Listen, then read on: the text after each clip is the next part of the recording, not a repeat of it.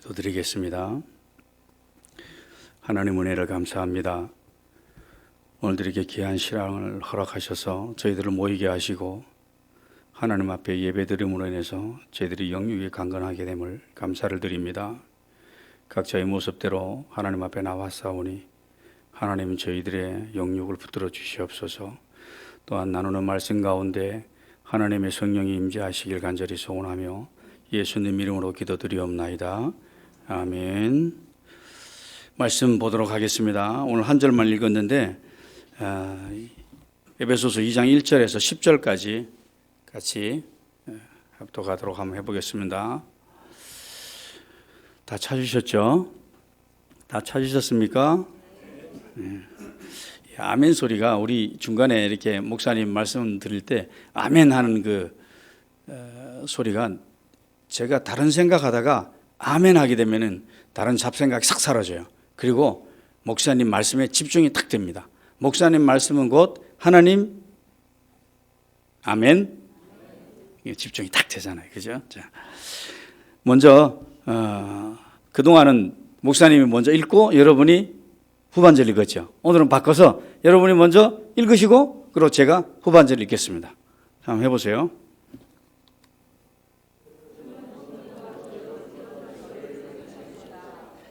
잘 안 되죠? 다시 한번 해봐요.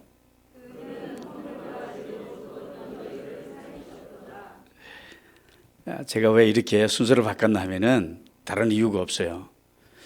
예수의 교회가 12년 동안 걸어왔잖아요. 그죠? 하나님 앞에서. 이렇게 우리 성경 봉독 한번 하는 거에도 앞에서 누가 이끌어 가냐에 따라 가지고 리더자가 어디에 서느냐에 따라 가지고 질서가 잡히고 또 정확하게 하나님 말씀이 선포될 수가 있어요. 그런데 바꿔서 해보니까 잘 안 되잖아요. 12년 동안 묵묵히 이 예수의 교회를 지켜오면서 남모르는 고통과 또 슬픔과 애통함을 뒤로 한 채 하나님인데 위로는 받으셨지만 그래도 그렇게 걸어왔던 우리 목사님에게 위로의 말씀으로 목사님 감사합니다 라고 박수 한번 쳐주시길 바랍니다. 목사님 감사합니다. 이제 여러분들 목사님들 인사 안 해도 돼요. 이따 맛있게 드시면 됩니다. 뭐 맛있게 드시면서 목사님인데 인사하고 그러실 필요가 없어요. 자, 그러면은 제가 먼저 할게요. 10절까지 한번 말씀을 마음판에 한번 새기면서 읽어볼게요. 그는 허물과 죄로 죽었던 너희를 살리셨도다.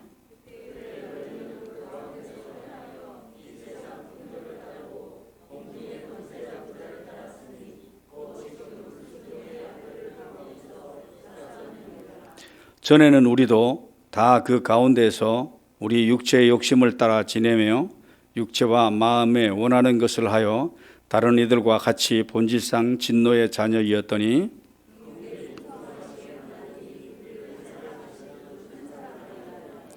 허물로 죽은 우리를 그리스도와 함께 살리셨고 너희는 은혜로 구원을 받은 것이라.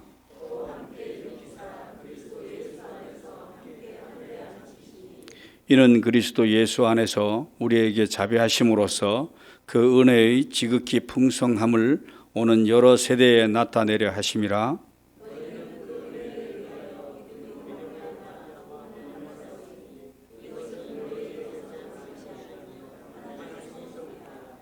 행위에서 난 것이 아니니 이는 누구든지 자랑하지 못하게 함이라.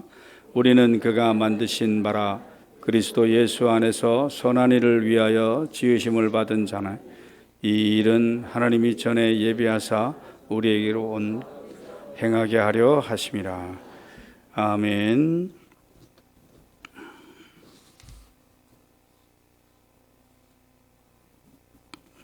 오늘의 설교의 핵심은 죄입니다. 죄. 여러 가지 방법으로 죄가 어떻게 인간들이 생각하고 있는지에 대해서 제가 풀어서 말씀을 드릴 터인데 그 풀을 때마다 핵심은 죄를 찾아내시길 바랍니다. 죄가 어떻게 시작됐는지 그렇게 그 죄를 딱 붙드시고 제 설교를 들으시면은 여러분이 좀 이해가 좀 빠르실 것입니다. 이 땅에 살았던 역사 속의 사람들과 또한 지금 살아가고 있는 우리들, 현재 사람들, 앞으로 태어날 모든 사람들이 고민하고 질문하는 몇 가지가 있다고 그렇게 얘기를 합니다. 그 해답을 한번 찾아보도록 하겠습니다. 오늘 설교는 우리가 학교 다닐 때 친구들과 밤새워서 술 한잔 마시면서 고민하고 또 의논하고 또 그랬던 그런 내용들의 고민들인 것 같아요. 한 번쯤은 그런 고민들을 다 하면서 우리가 이 땅을 살아가는 것 같습니다. 모든 인간은 누구나 마음속에 한 4가지 정도의 질문을 하면서 이 땅을 살아간다고 얘기를 합니다. 나이가 많으나 적으나 이 4가지 질문 속에서 그렇게 크게 벗어나지 않는다는 것입니다. 첫 번째는 우주와 세상의 기원은 그리고 그 구조는 어떻게 시작됐을까라는 그런 고민입니다. 여기에 바로 창조론과 진화론도 같이 포함이 되어 있겠죠.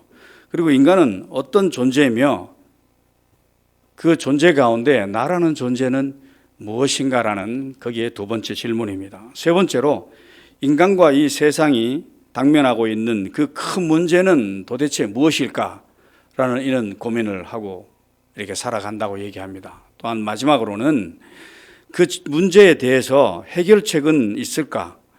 만약에 있다면은 그것이 어떤 것일까라는 이런 4가지 정도의 질문으로 이 땅을 살아간다고 얘기를 합니다.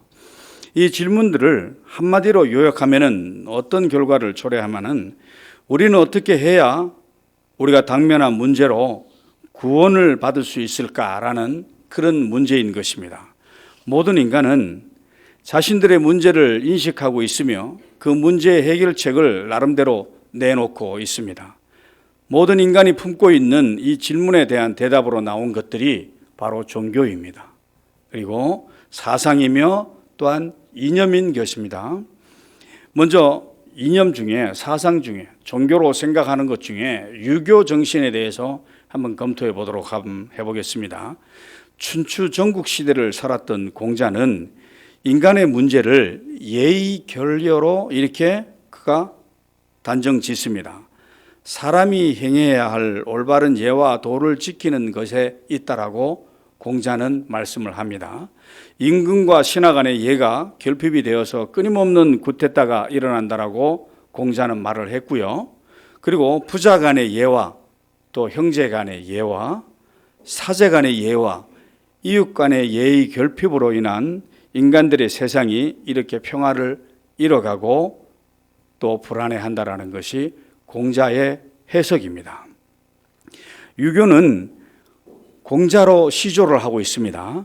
인의를 근본으로 하는 정치와 도덕의 실천을 주장하는 유학의 가르침이죠. 여러분 잘 알다시피 사서오경을 경전으로 해서 유교가 시작되었습니다. 그래서 유교는 예를 회복하는 것이 인간이 당면한 고통에서 해방되는 유일한 길이라고 가르쳤습니다. 바로 유교에서 말하는 인간의 구원은 예의 회복입니다. 그래서 예의 바르라고 자식들도 예의 바르게 키우려고 그렇게 부모들도 애를 쓰고 그렇게 하는 것이죠.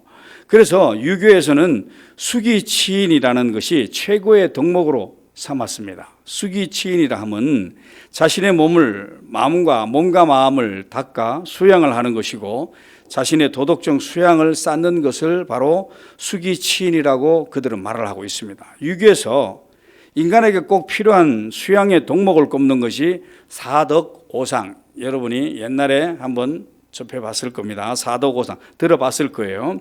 그래서 인의 예지 신을 그들은 중요시하고 있습니다. 그리고 대인관계에서는 상강오륜에 준하고 있습니다.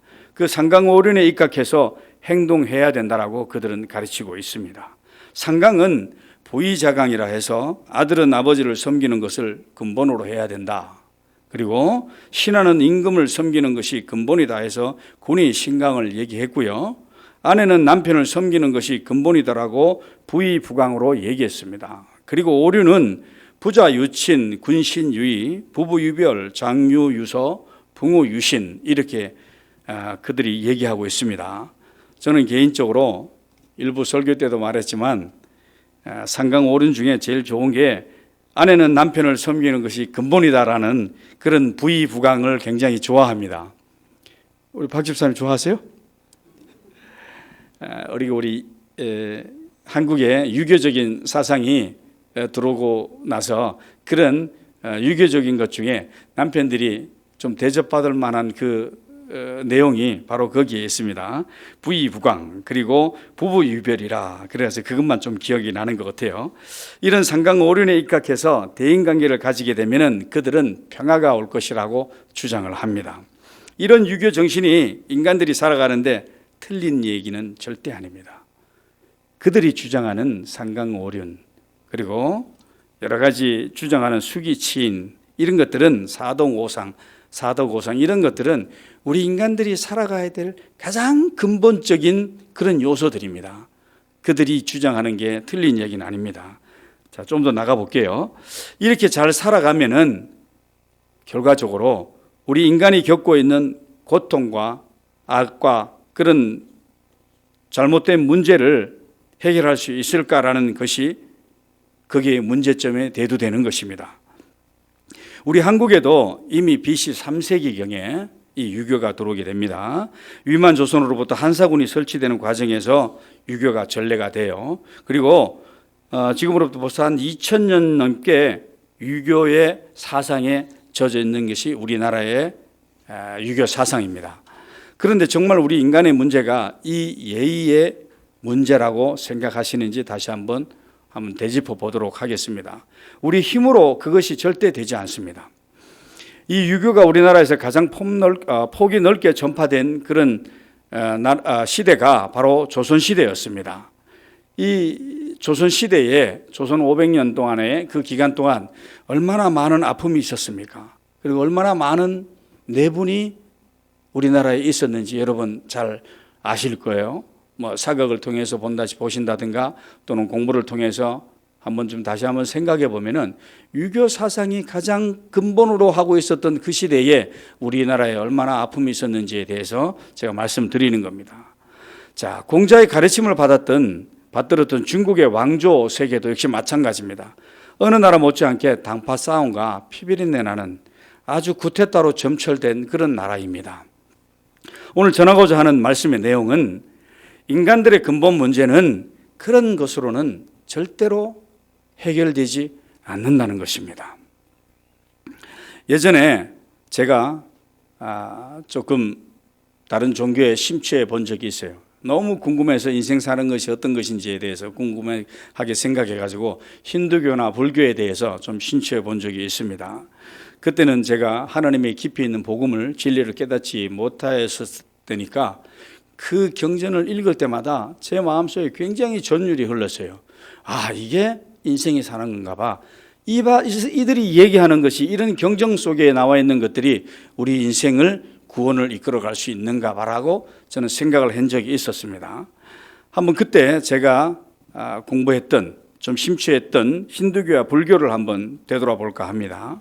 이 고타마 시타르타라는 고타마시타라는 석가모니의 이름입니다. 우리 인간이 당면하고 있는 고통의 문제를 힌두교적인 관점에서 그는 받아봤습니다. 힌두교는 기원전 약 한 3000년경부터 존재했던 것입니다. 예수 탄생 전부터 이어져 오던 그런 종교입니다. 이 힌두교는 종교라기보다는 생활 양식이나 철학에 가까운 그런 삶이었습니다. 이 힌두교는 창설자도 없고요. 또한 선지자도 없습니다. 그리고 교리 체계도 알려져 있지 않습니다. 유교는 조금 전에 말했다시피 사서오경을 가지고 공자가 그걸 경전으로 해서 사람들인데 가르쳐 줬던 것이 유교입니다. 거기에 비해서 이 힌두교는 그냥 타산과 성장에 관심을 두고 사는 타락한 인간들의 생활 양식이 종교화 되어버린 것입니다. 힌두교에서는 인간 세상에 나타나는 고통과 행복과 선과 악, 우리가 지금 이 땅에 살아가면서 느끼는 그 고통, 아픔, 이런 것들이 선과 악이 어디서 나오는 것이냐 하면은 우주 안에 존재하는 어떤 브라만이라는 공간에서 우리에게 투영됐다라고 그들은 주장합니다. 불교 이전에 인도에서 베다 신앙을 중심으로 발달한 종교입니다. 우주 본체, 곧 범천을 최고 신으로 하여 희생을 중히 여기며 고행결백을 으뜸으로 삼는 그런 종교입니다. 그 브라만 안에는 고통과 행복과 선과 악의 개념이 없다고 그들은 믿습니다. 그러니까 그 브라만만 내가 깨우치게 되면은 내가 가지고 있는 고통 또는 아픔 또는 선과 악 이런 개념이 없기 때문에 그 브라만을 우리가 찾아 나가자고 그렇게 주장을 합니다. 그런데 그것이 인간 세상에 투영되기만 하면은 인간이 그 현상과 사건들을 고통으로 또는 아픔으로 또 행복으로 선으로 악으로 느끼는 것일 뿐이지 그 브라만 자체는 다 허상이라고 그들은 주장을 합니다. 그러니까 그것이 인간의 감정들을 다스리고 있는데 감정의 중심에 허상 아무것도 없다라는 것에 대한 것을 가리킵니다. 그러니까 그러한 가짜 느낌에 속지 말고 그 모든 것이 허상이라는 것을 깨닫고 브라만 안으로 자신을 일치시키라고 얘기하는 것이 힌두교의 교리입니다. 그것이 바로 모라 일체입니다. 그 사상이 힌두교의 가르침입니다. 즉 여러분들이 많이 들어오셨던 무념무상입니다. 무념무상. 힌두교에서 주장하는 것이 무념무상입니다. 무념무상이 무슨 뜻입니까? 무아의 경지에 이르러 가지고 내가 내 자신이 상념이 없어지는 것을 무념무상이라고 얘기를 합니다. BC 600년경 그 힌두교의 개혁 운동이 시작됩니다. 힌두교가 3000년의 역사를 가지고 오다가 개혁이 일어나요. 그 힌두교에. BC 600년경입니다. 그때가. 그 하나가 마하비라라는 사람이 창시한 자이나교입니다. 인도에도 자이나교 하면은 유튜브에 치게 되면은 굉장히 많은 사람들이 그 자이나교를 믿고 있어요. 또 다른 하나가 고타마시타라가 창시한 불교입니다. 석가모니가 창시한 불교라는 겁니다. 이 두 종교는 개혁 힌두교입니다. 고타마시타르타는 힌두교에서 희생제사와 카스트 제도를 없애고 불교를 창시를 했습니다. 이 카스트 제도란 인도의 세습적 신분의 제도이며 승려의 계급인 아까 말씀했던 브라만의 귀족들 계급입니다.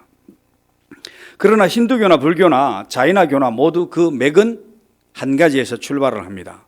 힌두교에서 말하는 인간은 인간의 처한 고통의 문제에서 벗어나기 위해서 대오각성 견성오도 이런 삶을 살아야 된다라고 그는 주장합니다. 진실을 깊이 깨닫고 올바르게 정신을 가다듬어라. 그리고 자기 천성을 깨달은 중생이 선악의 업보에 따라서 5단계의 세계를 살아가라. 그러면은 너희들이 극락왕생을 할 것이다라는 것이 그들의 주장입니다. 그 모든 것이 허상이라는 것을 깨달아야 한다라는 것입니다. 혹시 여러분 반야신경을 한번 들어본 적이 있을 거예요. 나이 좀 드신 분들은 불교에서 말하는 반야신경을 들어보신 적이 있을 것입니다. 한두 번씩은 들어보셨을 거예요. 저도 거기에 심취했을 때 이 반야신경을 많이 좀 이렇게 읊었던 경우가 있어요. 전 다 애우고 있습니다. 애우고 있지만 이 자리에서 읊으면 좀 이상할 것 같아서 제가 반야신경을 읊지는 않고 앞쪽만 내가 한번 얘기해 볼게요. 마하바냐 바라밀다 심경 관자재 보살 행심바냐 바라밀 다시 이것이 바로 그들이 주장하는 경전입니다. 여러분 이상하게 생각하지 마세요. 이 경전이 우리가 지금 주기도문을 읽는 경전이나 동일하게 그들은 생각하고 있다는 거예요. 꼭 남들이 읽는 것이 나쁜 거라고 그렇게 생각하지 마시고 이 예배 시간에 이렇게 불교 법경을 읽는다는 게 좀 이상하게 되는 생각하지 마세요. 그들이 주장하는 색즉 시공 공즉 시색. 내가 왜 이런 얘기를 여러분 앞에 드리나 하면은 그들이 주장하는 이 땅의 삶의 방향이 여러분들이 지금 살아가고 있는 기독교 정신과 어떻게 많이 위배되고 있는지 여러분 다시 한번 자각하기 위해서 말씀을 드리는 겁니다. 색즉 시공 공즉 시색. 모든 것은 공이다. 허상이라는 것을 깨달아야 고통에서 벗어날 수 있다는 말입니다. 그래야 그들이 주장하는 바냐 바라밀, 즉 열반에 이를 수 있다라고 주장하고 있습니다. 그들이 읽는 경전 마지막 끝에는 늘 이런 식으로 반복해서 계속 읊어댑니다. 아침부터 여름에 모여가지고 하동고 또 뭐 매절마다 여름 겨울에 모여가지고 기도드리는 그런 게 있습니다.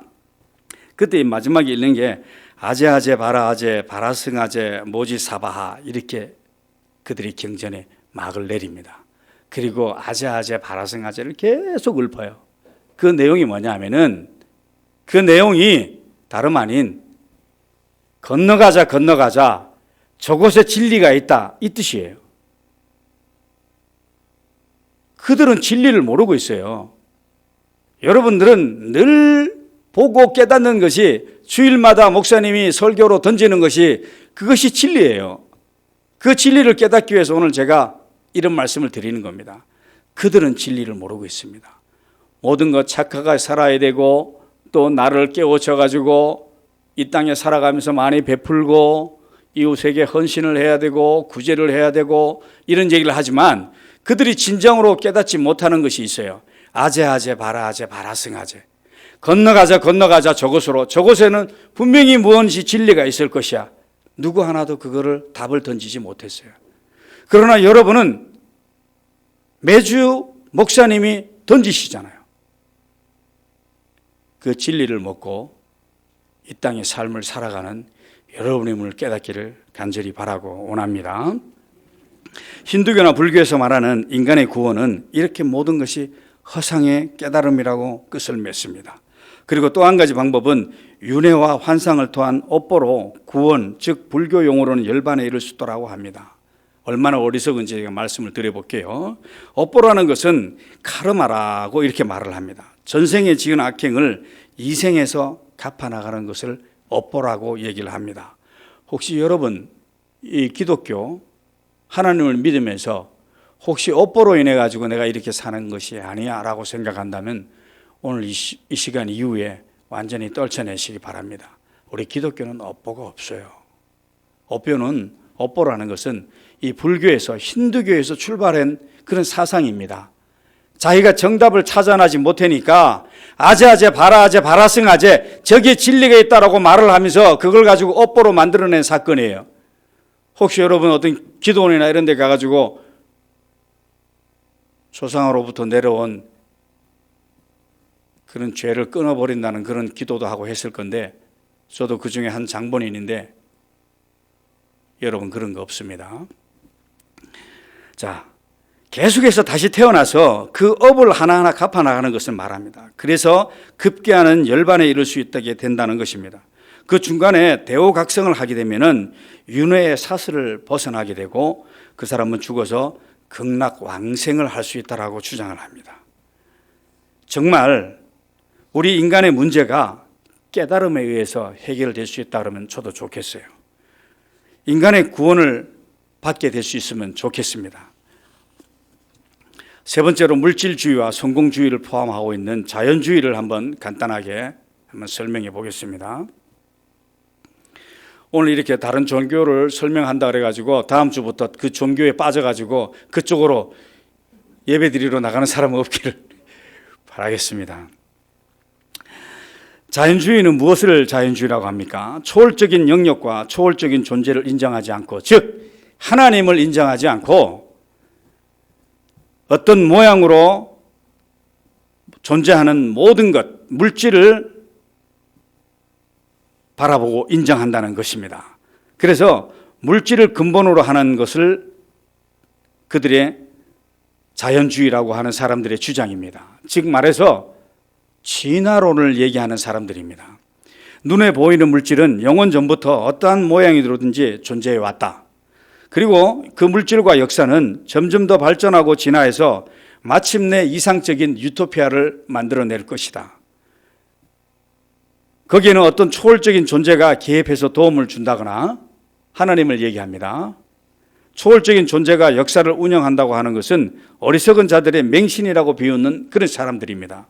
다시 말해서 우리가 지금 하나님을 믿는다라고 하면 우리를 향해서 그들은 비웃는다는 그런 얘기입니다. 그러면 그들이 주장하는 자연주의가 바라본 인간의 문제는 어디에 있을까요?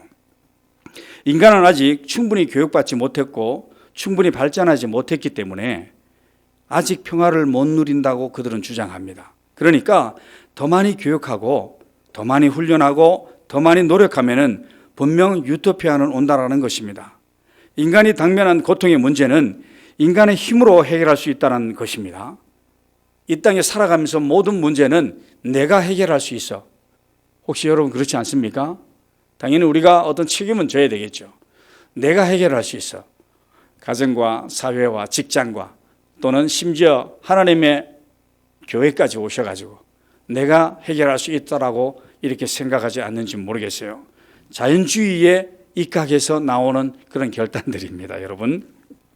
그러면 그 자연주의가 우리인데 주어지는 그 많은 것들, 우리 스스로가 해결할 수 있다, 또는 그렇게 노력하면 분명히 유토피아가 올 것이라고 말하는 것, 인간이 당면한 고통의 문제는 인간의 힘으로 해결할 수 있다는 것, 그 모든 자연주의 시대 정신의 정점, 최고점이 어디에 있나 하면은 아주 중요한 이데올로기가 바로 공산주의입니다. 공산주의에서 많이 준비했는데 1부 때도 한번 얘기하려고 하다가 못했습니다. 또 2부 때에도 얘기하려고 했는데 이거는 좀 뒤로 미루도록 해야 될 것 같아요. 이데올로기란 어떤 것을 이데올로기라 하면은 사회 집단의 사상이나 행동을 근본적으로 제약하거나 이끄는 관념적인 믿음을 가지고 이데올로기라고 합니다.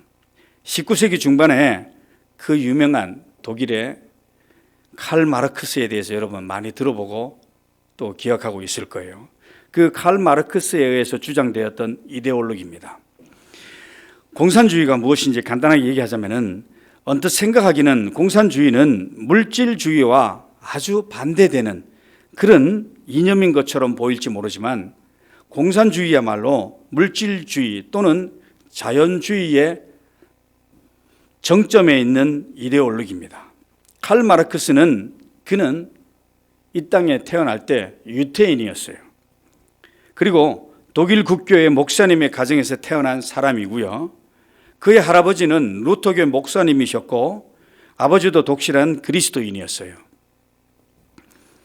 칼 마르크스는 신학을 공부했고 신학생 시절에 그가 쓴 요한복음 15장의 포도나무의 비유에 관한 논문은 아직까지 굉장히 유명하다고 합니다. 그는 천재적인 철학자였고 사회학자였어요.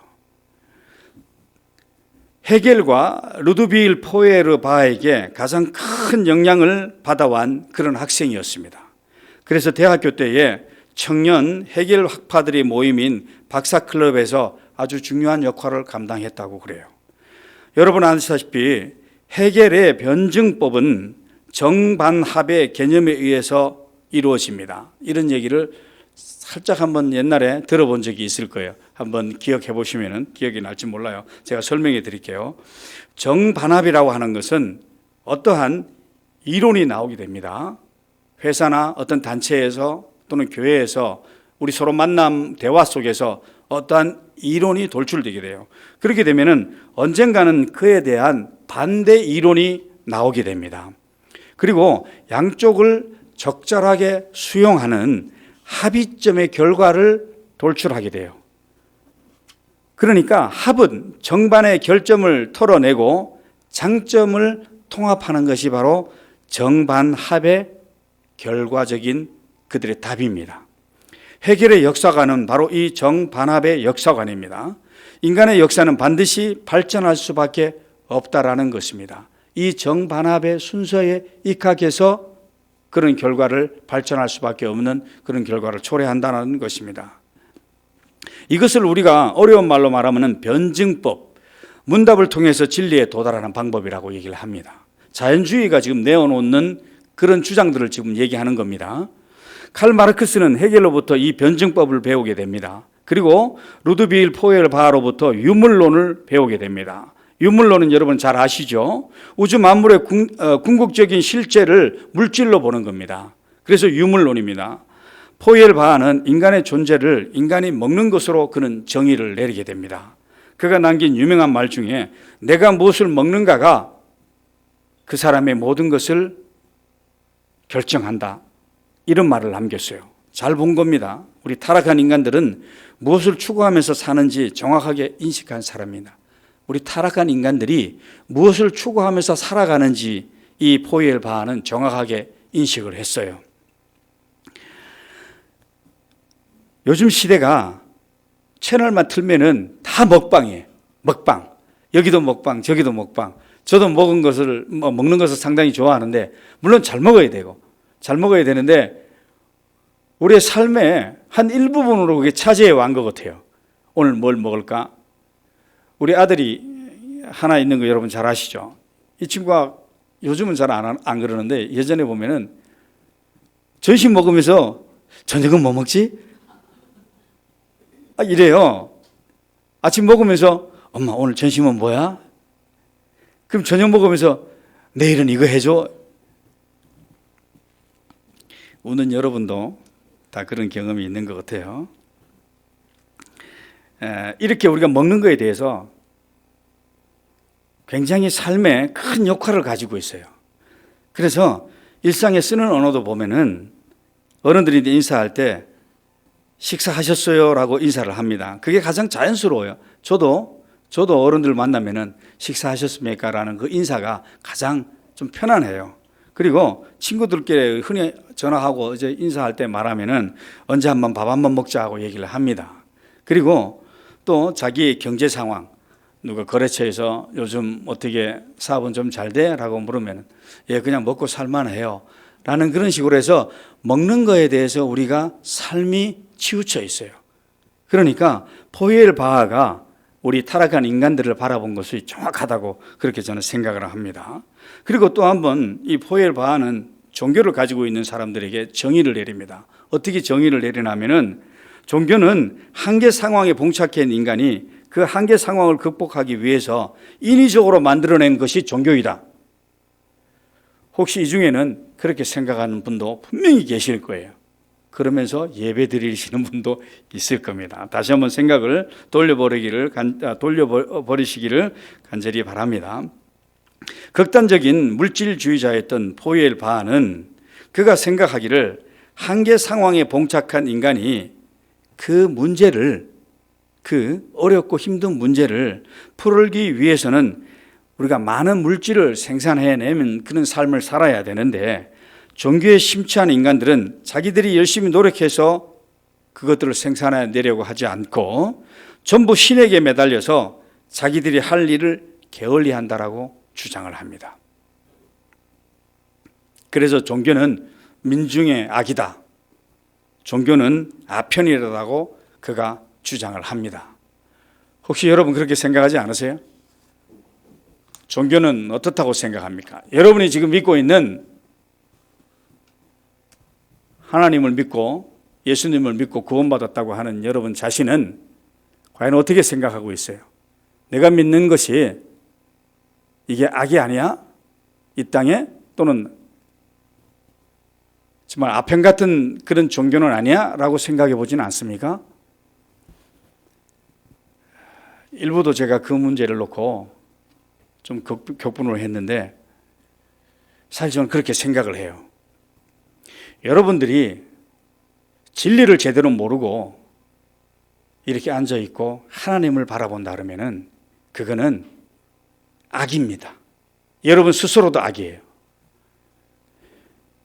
하나님을 다른 종교와 힌두교와 또는 이렇게 어떤 자연주의, 유물론적으로 바라보는 그런 쪽에서 하나님을 바라본다면은 나의 이득을 위해서 하나님 앞에 기도를 하고 내가 힘들고 고통받아서 하나님 앞에 매달린다면은 여기 계시면 안 돼요.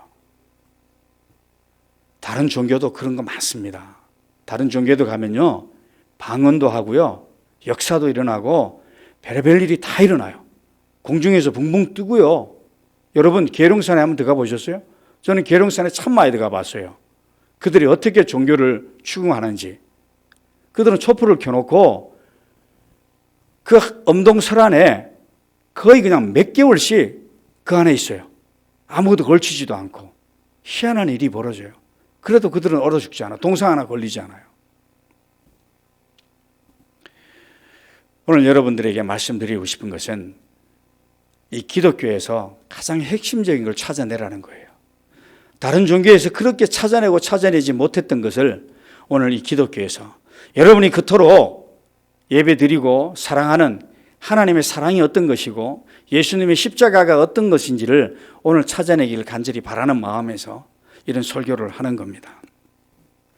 이 마르크스는 헤겔의 변증법과 정반합에 등장하는 시대적 정신을 대신해서요, 역사를 한번 되돌아봅시다.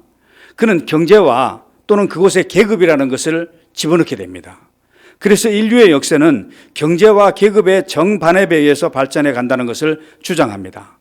그래서 그가 역사 발전의 5단계를 내세우게 되는데 원시 공산화 사회, 그리고 고대 노예 사회, 그리고 중건 봉건 사회, 그리고 근대 민주화 사회 또는 미래 앞으로 다가올 공산화 사회, 이렇게 칼 마르크스는 결정을 내리게 돼요.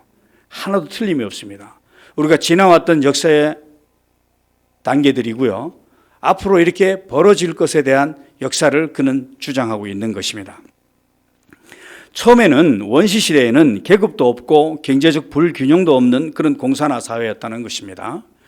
그러다가 직업이 분화되고 산업이 발달하면서 노동하지 않고 노동자들을 다스리고 착취하는 어떠한 무리들이 생겨나게 되었다는 것입니다.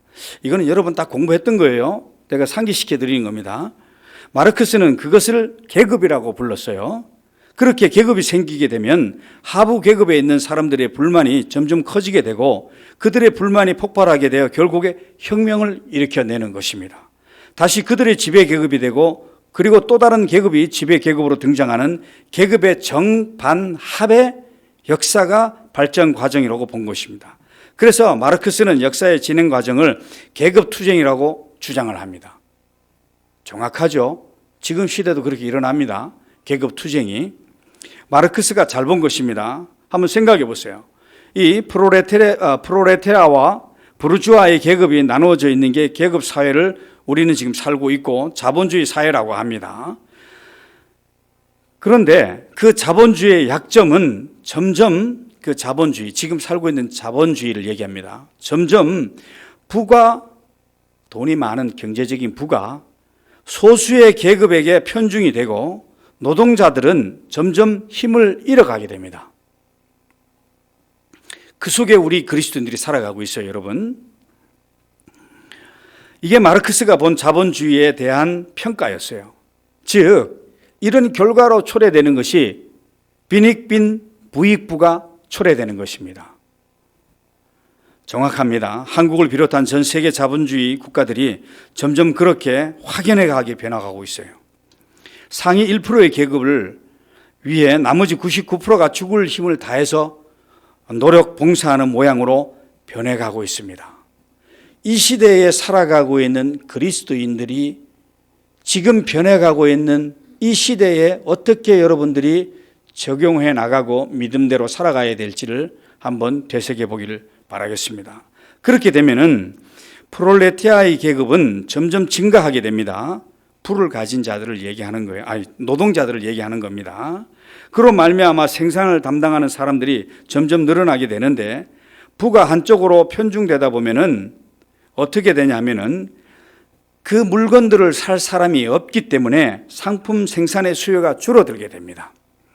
상품 수요가 줄어든다라는 얘기는 당연히 실업이 늘어난다라는 얘기예요. 지금 괜히 실업이 늘어나는 게 아니에요, 여러분들. 이런 상황들의 표현으로 이런 말을 합니다. 밥을 굶어 죽는 자식을 위해서 빵 한 조각을 훔친 부모들이 감옥소로 가는 동시에 한쪽에서는 수억 원짜리 다이아몬드 물방울, 다이아몬드가 매진되는 그런 현상이 벌어지고 있다라고 단정을 내리고 그런 현상이 이 시대에 일어나고 있어요. 그 속에서 우리 그리스도인들은 어떻게 삶을 바꿔나가야 될까요? 만약에 그렇다면 힘이 없는 노동자의 계급이 그 빈곤의 악순환을 깰 수 있는 방법이 무엇이겠습니까? 아무리 열심히 일을 해도 그 성과의 대부분은 자기 위의 계급인 부르주아, 부자들이 다 가져가게 됩니다. 그래서 빈부의 차가 점점 심화되고 그 빈곤의 악순환은 무엇으로 깰 수 있습니까? 바로 혁명입니다. 혁명으로 그것을 깰 수 있습니다. 그게 칼 마르크스의 주장입니다. 그래서 마르크스가 엥겔스와 함께 공동으로 집필한 공산당 선언이 마지막 부분에 이렇게 던집니다. 만국의 노동자들이여 단결하라.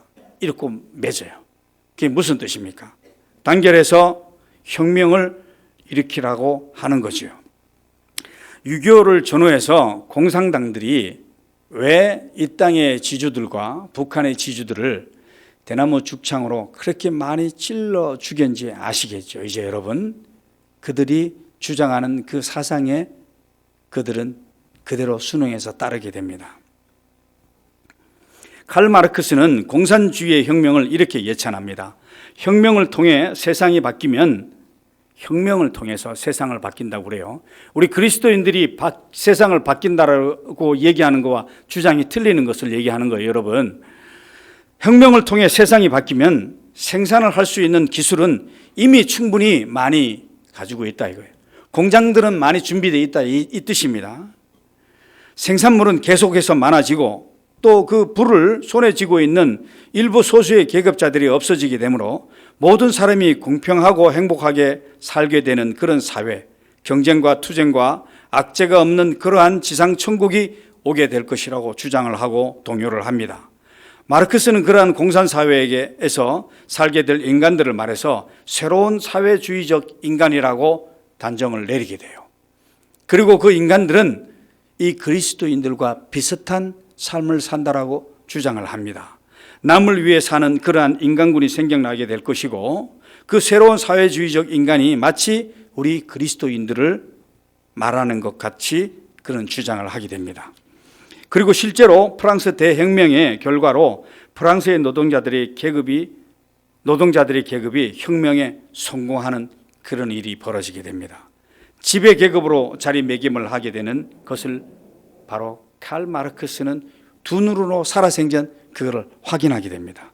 그 프랑스 대혁명의 성공으로 마르크스는 자신의 공산주의 이론에 대해서 더욱더 확신을 가지게 돼요. 이러한 공산주의의 전 유럽과 아시아 또는 아메리칸, 전 세계의 지식인들이 빠져들게 됩니다. 우리나라에서도 일제 말기부터 조선의 지식인이라고 하는 사람들은 거의 모두 이 공산주의에 심취해 있습니다. 이론상으로 너무나도 좋아요.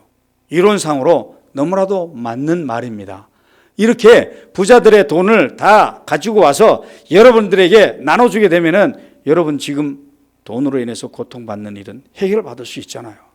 밤잠을 설쳐갈 수 있는 일도 해결받을 수 있잖아요. 그러니까 거의 대부분 가난한 지식인들이 거의 열광에 거기에 빠지게 됩니다. 마르크스의 장례식에 엥겔스가 읽었던 조서를 보게 되면은 그와 같은 결말이 전 세계에 포고하게 됩니다. 유럽의 정부들은 절대 왕정과 공화정을 막론하고 그를 추방하였지만 부자들은 보수파와 급진파를 막론하고 날조된 비방을 그에게 가했습니다. 그는 그 모든 것을 거미줄처럼 옆으로 밀쳐버리고 무시해버렸으며 오직 어쩔 수 없는 경우에만 칼 마르크스는 답변을 했습니다. 그리고 그는 죽어서 시베리아 광산 노동자들로부터 유럽 전체와 아메리카 대륙을 넘어 캘리포니아에 이르는 수백만 혁명 동지들의 존경과 사랑과 애도를 받고 있습니다. 가난한 모든 사람들의 지지를 받고 있다는 얘기입니다. 이제 나는 감히 이렇게 말할 수 있습니다. 그에게 많은 적대자들이 있었는지 모르지만 개인적으로 그는 적이 한 명도 없었습니다. 라고 추도문을 발표합니다. 실제로 칼 마르크스는 방법을 잘못 선택했던 사람이지만 그의 인간에 대한 존엄성에 대한 열정은 이 땅에 누구도 따라갈 수가 없었어요. 단 한 사람, 누구십니까? 예수님. 예수님은 이걸 뛰어넘었어요. 그걸 제가 지금 주장하기 위해서 계속 서론을 길게 늘어놓는 겁니다. 이래 가다 보면은 저 뒤에 그 바베큐를 먹을 수 있을지 없을지 모르겠지만 빨리 먹을 수 있도록 제가 끝내가도록 하겠습니다. 아주 굉장히 많아요. 목사님이 한 1시간 이상을 설교를 하시더라고요. 제가 짧게 끝내면 안 될 것 같아서 거기에 맞추다 보니까 1시간 반 정도는 해야 될 것 같은데 좀 끝낼게. 너무 지루해하지 마세요. 그러나 재미있게 한번 들어보세요. 마지막 결말 나올 때 여러분들이 어떻게 하나님 앞에 내가 결단을 해야 될지를 알게 될 겁니다. 마르크스는 그렇게 인간의 문제를 가난과 물질적인 궁핍과 계급의 갈등으로 보았습니다. 그것만 없어지게 되면은 인간은 그들이 갖고 있는 탐욕과 경쟁과 갈등의 문제로부터 구원을 받게 되고 행복하게 살게 될 것이라고 그는 단정을 내립니다. 그러나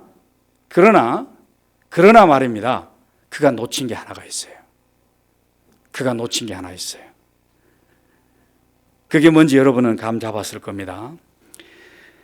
지금까지 말한 내용의 답이 무엇입니까? 유교를 주장했던 공자와 수많은 사람들, 역사적인 인물들, 그리고 힌두교가 말하는 브라만, 그 실제에 투영되게 되면은 나는 자유로울 수 있다라는 브라만, 그리고 불교가 말하는 색즉 시공, 공즉 시색, 허상, 인생은 허상이다.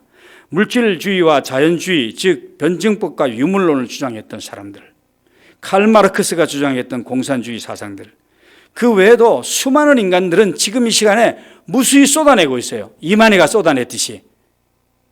여러분이 올바로 하나님 앞에 서 있지 않으면 그와 같은 사상들에 여러분은 젖어들 수밖에 없어요. 그래서 공부를 해야 되는 거고, 그래서 예배를 드리고 하나님과 더욱더 여러분들이 가깝게 교제를 해야 돼요. 인간은 바로 죄인이라는 것입니다. 오늘 에베소서 1장 2장 1절의 말씀에 죄인이라는 것을 언급했죠. 인간은 죄인이라는 거예요. 이 죄인이라는 것을 그들은 모르고 출발을 했어요. 죄인을 빼고 모든 사건들을 만들었어요. 사건들이 죄인이 빠지게 되면 그런 결말들을 만들어냅니다. 그런데 인간들은 말이죠, 아주 약한 인간들은 말이에요, 그 속에 빠져들게 됐어요. 오늘은 여러분이 죄인됨을 다시 한번 깨닫는 귀한 시간 되기를 예수님 이름으로 축원드립니다. 그리고 또 한 가지, 인간의 문제가 정말 그들이 말하는 돈과 물질의 부족과 계급의 갈등에서 오는 것인지, 만일 그것이 사실이라면 공산주의도 하나의 구원이 될 수가 있어요. 예수가 왜 필요하겠어요? 여러분, 그렇게 공산주의와 다른데 유교 사상이나 힌두교나 불교에서 주장하는 구원이 확실하다면 예수가 필요가 없게 되는 것이죠. 우리 한국의 역대 대통령들도 그토록 추구하고 그리고 원했던 것들을 다 이루었지만 결국 그들 지금 여러분 한번 돌아보세요. 여러분 다니면서 뉴스를 보고 이러지만 그 대통령들이 나와서 쇼핑하는 거 봤습니까? 아마 역대 대통령들은 코로나에 안 걸릴 것 같아. 이 사람들하고 접촉을 안 하니까. 그런 남은 인생을 살아가니까. 그 인생의 결말들이 그렇게 벌어진다는 것을 말씀드리고 싶어요. 성도 여러분 모두 천국에 가고 싶으시죠?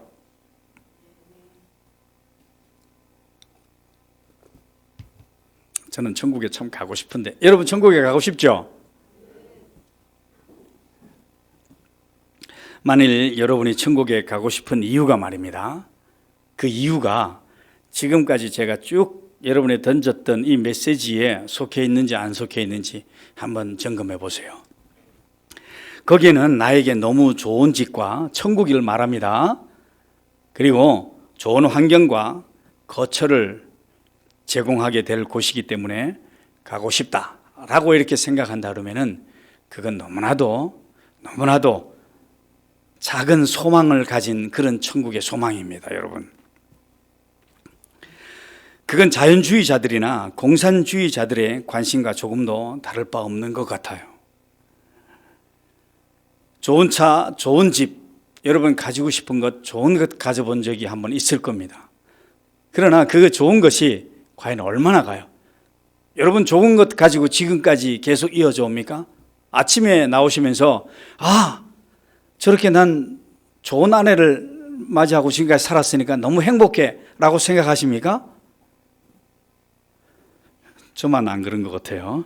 여러분은 다 좋은 아내를 맞이해서 그런 마음을 가진 것 같아요. 그렇게 우리가 이 땅에 가지고 좋은 것을 추구하는 것이 인의 실정을 느끼게 돼요. 그것이 행복을 가져다 주지 않는다는 것을 의미하는 것입니다. 물질과 재화는 우리에게 궁극적으로 만족을 가져다 주지 못합니다. 만일 천국이 그렇게 금으로 은으로 만들어진 좋은 환경을 제공하는 곳이기만 한 것이라면 우리는 말이죠, 그 천국에 가서 인의 실증을 또 느낍니다. 실증 나는 곳이 어떻게 영원한 천국이 될 수가 있겠어요? 천국은 하나님이 계신 곳이지 내가 원하는 환경이나 또는 내가 원하는 그런 것들을 제공해 주는 그런 곳이 아닙니다. 공산주의의 구원과는 그렇게 물질적인 것입니다. 확연히 천국에 대한 여러분 생각도 조금씩 바뀌어지길 간절히 바랍니다. 과학 문명주의는 또 어때요? 이 과학 문명주의는 우리가 아프고 또는 힘들고 또는 이 문명을 발전하고 과학 문명이 발달하고 의술이 발달함으로 인해 가지고 오래 살고 하는 것으로 인해 가지고 우리가 행복해질 것이라고 그들은 주장합니다. 그렇지만 그렇지 않죠. 그럼 만약에 여러분들이 주장하는 구원가는 어디에 있습니까? 우리의 문제는 어디에 있습니까? 우리는 계속 주장하지만 죄인이라는 것입니다. 우리는 죄로 말미암아 타락을 하게 되었어요. 여러분 그거는 다 인정하시죠? 하나님과의 관계가 단절된 것입니다. 여러분 아멘이십니까? 그게 우리의 문제입니다. 우리 인간은 영적인 것과 육적인 것에 함께 되어진 그렇게 만들어진 존재입니다. 그래서 우리는 육적인 양식도 먹어야 되지만 반드시 말입니다. 영적인 양식도 먹어야 합니다.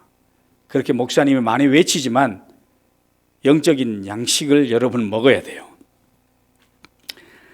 그런데 그 양식의 공급의 통로가 바로 하나님으로부터만 주어지게 돼요. 아침 식사하면서 옆에 있는 음식을 먹으면서 그 옆에 반찬에 국구렁 옆에 영적인 양식이 있는 게 아니고 하나님이 주시는 것이 영적인 공급이라는 것이 양식이라는 것입니다. 그런데 그 영적인 양식은 먹어야 되는 하나님과의 우리와의 관계가 막혀버렸어요. 그 통로가 막혀버렸다는 겁니다. 뭐로 인해서 막혀졌죠? 죄로 인해서 막혀진 거예요. 제가 오늘도 수없이 들어왔던 여러분의 죄를 다시 한번 강조하는 거예요. 그 죄를 해결하지 않고는 그를 뚫어질 수가 없어요. 그게 우리가 구원이라는 거예요. 그걸 뚫어내는 것이 바로 구원입니다. 세상 사람들이 주장하는 그런 브라만 같은 진리가 아니고 하나님과의 단절됐던 인간의 죄성을 해결하는 그걸 관통하는 것이 바로 하나님과의 관계의 회복이고 그게 구원이라는 것입니다. 바로 십자가를 얘기하는 겁니다. 그러니까 우리는 예의 회복을 목표로 삼고 사는 사람도 아니고 인간의 모든 고통은 허상이며 가짜라는 것을 깨닫는 것을 목표로 삼고 사는 사람도 아니며 풍족한 물질을 목표로 삼고 사는 사람도 아니어야 되는 것입니다. 반드시 그런 일은 우리가 해나가야 돼요. 이 땅에 살아가면서 열심히 살아야 됩니다. 여러분 부자로 살고 싶으세요? 그럼 남들처럼 잠자지 말고 열심히 뛰세요. 그리고 공부 열심히 하고 싶으면은 밤을 새가면서 공부를 하세요. 그러면 반드시 거기에 하나님이 끝없이 부어주게 돼 있어요. 그러나 여기서 얘기하는 죄를 해결하지 않고는 그 어떤 것도 물질주의나 공산주의로 여러분이 바뀌게 된다는 사실입니다. 그렇게 얻어지는 것은 말씀대로 일만하게 악의 뿌리밖에 안 돼요. 그런 것들이. 그럼 우리가 어떤 것을 목표로 살아야 되나 하면은 하나님과 화해한 자로 영원히 그분과 함께 살게 되는 초월적인 저 하나님의 나라를 목표로 삼고 사는 사람들입니다. 우리가 힘과 물질을 목표로 삼고 사는 한 절대 우리에게 안식과 평안은 주어지지 않는 것입니다. 흘려서 듣질 않기를 간절히 바랍니다. 절대적으로 힘과 물질을 목표로 삼고 사는 한 우리 인생은 하나님에게 붙들려 사는 여러분, 구원받은 여러분의 삶은 안식과 평안이 오지 않습니다. 우리가 살펴본 것처럼 세상의 종교와 시대 정신과 이데올로기가 힘과 권력과 자기 자랑을 쫓는 그런 삶이라면은 우리는 그와 정반대의 시대적인 정신으로 이 땅을 살아가야 되는 것입니다. 디모데전서 4장 6절 8절을 제가 여러분 앞에 읽어드리겠습니다. 잘 한번 그 말씀을 마음속에 한번 되새겨 보시길 바랍니다. 그대가 이런 교훈으로 형제 자매를 깨우치면 그대는 믿음의 말씀과 그대가 지금까지 쫓아온 좋은 교훈으로 양육을 받아서 그리스도 예수의 좋은 일꾼이 될 것입니다. 망령되고 허탄한 신화를 물리치십시오. 망령되고 허탄한 신화를 물리치십시오. 경건함에 이르도록 자기를 훈련하십시오. 육체의 운동은 약간의 유익이 있으나 경건의 훈련은 모든 면에 유익하니 이 세상과 장차 올 세상의 생명을 약속해 주십니다. 누가요? 하나님이 약속해 주신다는 겁니다.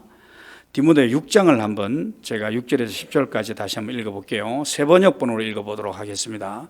여러분이 가지고 있는 성경을 한번 눈여겨보시길 바랍니다. 자족할 줄 아는 사람에게는 경건이 큰 이득을 줍니다.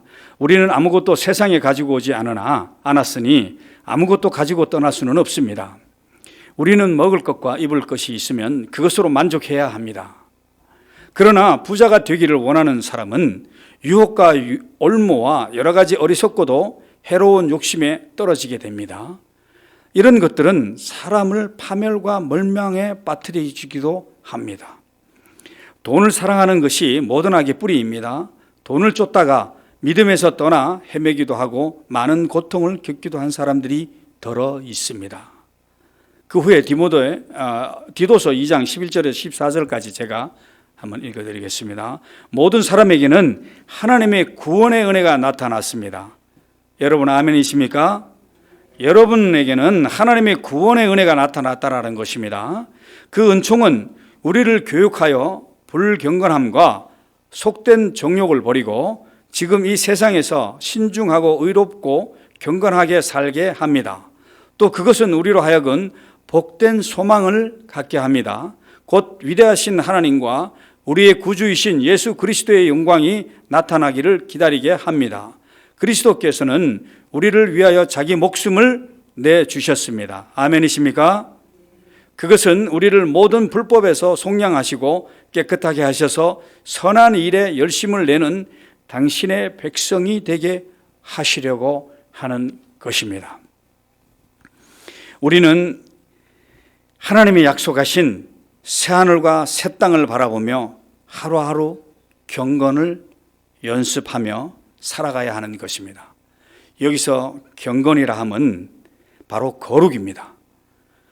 우리는 세상 사람들처럼 힘을 쫓고 명예와 권력을 쫓아 그것으로 나의 만족을 삼는 사람들이 아니라 거룩함을 연습하고 훈련하며 새 나라를 준비하며 살아가는 그런 사람들입니다. 거기에 진정한 평화와 안식이 있다는 것을 맛보며 또 세상에 우리에게 사랑을 보여주며 살아가는 사람들인 것입니다.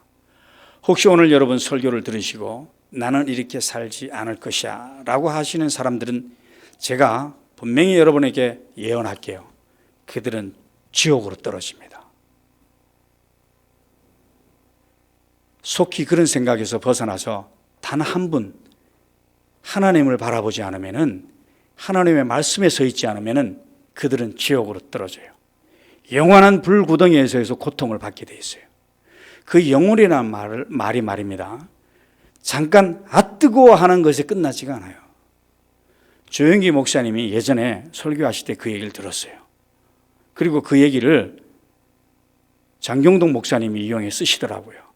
천국은요, 딱 들어갔을 때 좋아 라고 하는 그 느낌이 며칠 만에 끝나는 게 아니고 영원히 좋아 이 느낌을 계속 가진다고 그래요. 지옥은요, 뜨거워 힘들어 라는 이 힘듦이 3일 4일 지나게 되면 우리 인간은 잊혀지게 되어 있어요. 그런데 그 뜨겁고 아프고 고통스러운 그 충격이 영원히 지속된다고 그래요. 그런 게 천국과 지옥입니다. 저는 오늘 여러분의 담임 목사님이 아니기 때문에 마음껏 소리칠 수 있어요. 지옥 가지 않기를 축원드립니다. 자, 마지막으로 디모데전서 6장 5절 말씀을 여러분 집에 가서 한번 읽어보시고요. 죄인임을 나타내는 거고요. 이제 예수의 교회가 12주년을 달려왔어요. 12주년을.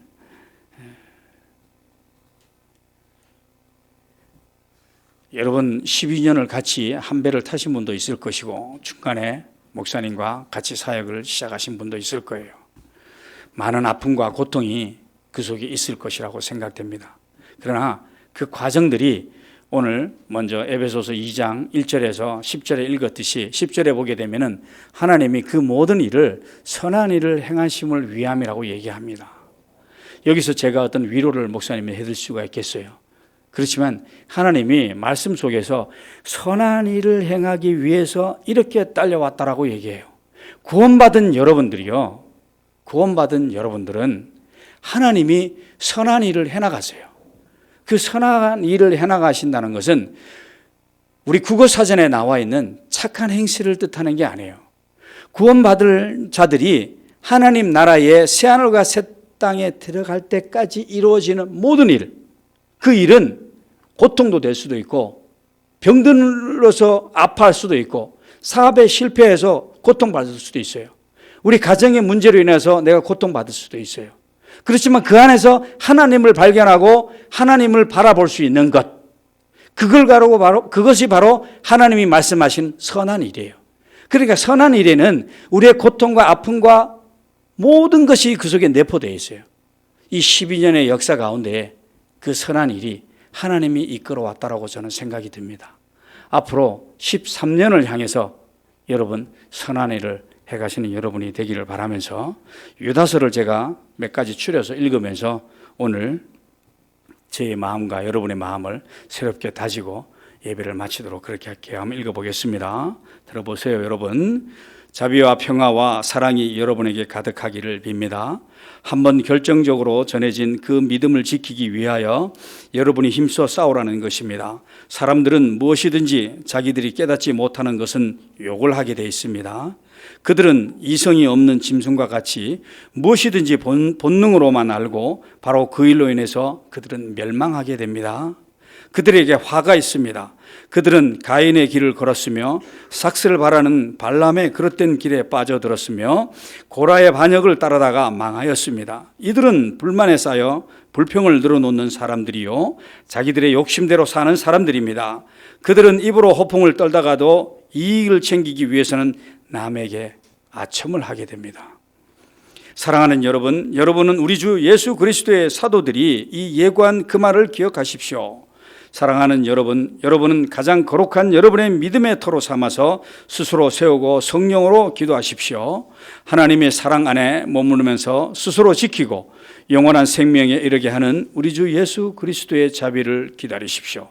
여러분을 넘어지지 않게 지켜주시고 흠이 없는 사람으로 자기의 영광 앞에 기쁘게 나서게 하실 능력을 가지신 분, 곧 우리 구주이시고 오직 한 분뿐이신 하나님께 영광과 위엄과 주권과 권세가 우리 주 예수 그리스도로 말미암아 영원 전부터 이제까지 그리고 영원까지 있기를 빕니다. 이게 디도서에 나와 있는 여러분에게 권면하고 저에게 권면하는 그런 말입니다. 그 말씀을 마음판에 새기시기를 간절히 바랍니다. 기도드리겠습니다.